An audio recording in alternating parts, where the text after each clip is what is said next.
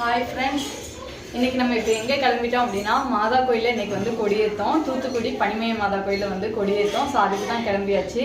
ஆக்சுவலாக கொஞ்சம் வந்து லைட்டாக எனக்கு உடம்பு சரியில்லை. ஆனால் பாப்பா வந்து கோயிலுக்கு போகணும்னு சொன்னதுனால கிளம்பியாச்சு. மார்னிங்கே வந்து கொடி ஏற்றிடுவாங்க. 8:30க்கெலாம் வந்து அங்கே கொடி ஏறிச்சு. ஆனால் இப்போ மாஸ்லாம் வந்து அங்கே நடந்துக்கிட்டு இருக்கோம். நிறைய கடைகள்லாம் வந்து ஓப்பன் பண்ணியிருப்பாங்க. ஸோ அதெல்லாம் லைட்டாக அப்படியே பார்த்துட்டு நம்ம வந்து சாமியை கும்பிட்டுட்டு வரலாம் அப்படின்னு சொல்லிட்டு வந்து நாங்கள் கிளம்பிட்டோம். ஸோ வாங்க இன்னைக்கு வீடியோ பார்க்கலாம். அதுக்கு முன்னாடி பாப்பா இன்னைக்கு எப்படி கிளம்பியிருக்கா அப்படிங்கிறதே உங்களுக்கு. பாப்பா இன்னைக்கு பட்டுப்பாவோட சட்டை போட்டு வந்து ரெடி ஆகிட்டா.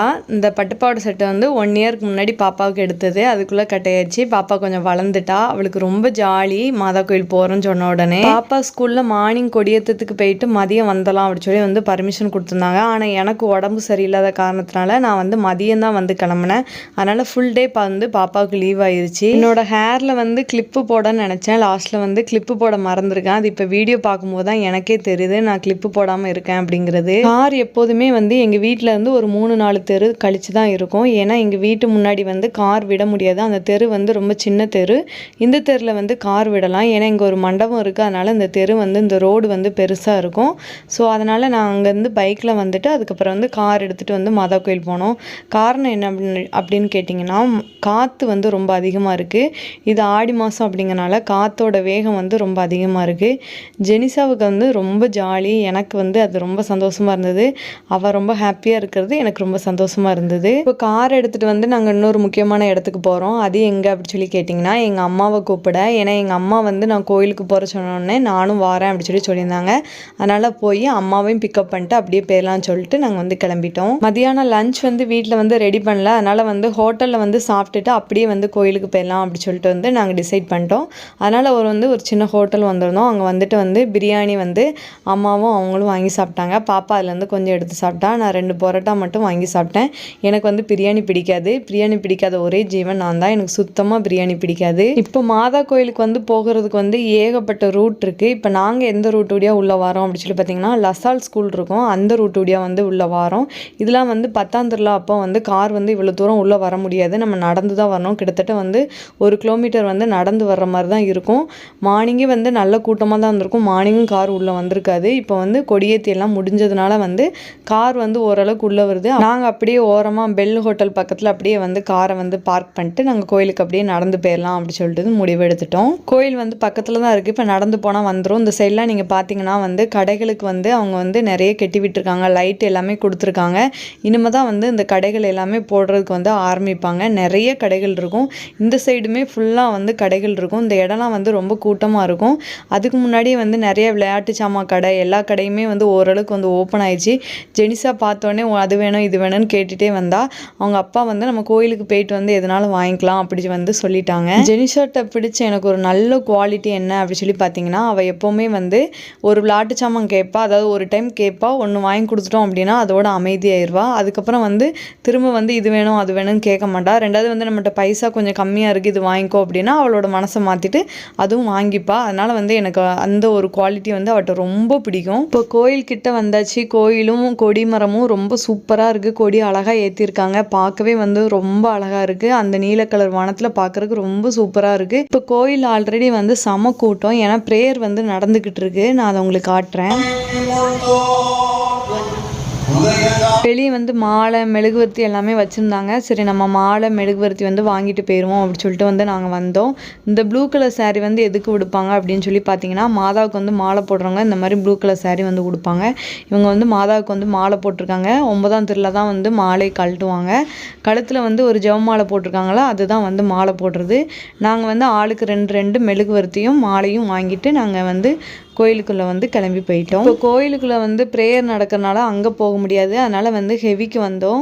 ஹெவியில் வந்து கூட்டம் இல்லை. அதனால் இங்கே சாமி கும்பிட்டு இங்கே மாலை போட்டு வந்து நம்ம போகலாம். அப்புறம் போய் ப்ரேயரில் வந்து உட்காரலாம் அப்படின்னு சொல்லிட்டு வந்து நாங்கள் ஃபஸ்ட்டு இங்கே வந்தோம்.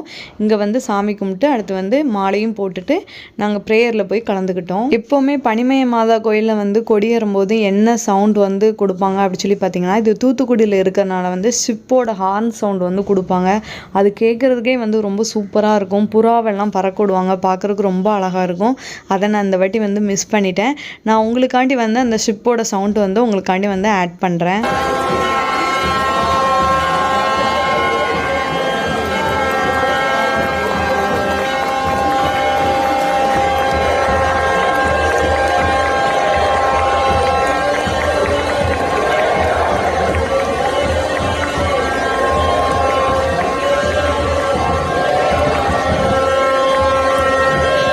தேவிக்கு பக்கத்துலேயே வந்து மெழுகுவர்த்தி பொறுத்துற இடம் இருக்குது. ஸோ அங்கேயே வந்து மெழுகுவர்த்தி பொறுத்திக்கலாம் அப்படின்னு சொல்லிட்டு நாங்கள் வந்தோம். காற்று வந்து ரொம்ப அதிகமாக இருந்தது. அதனால் வந்து மெழுகுவர்த்தி வந்து நான் உள்ளவே கொஞ்சம் நான் ஊட்டியே வச்சேன்.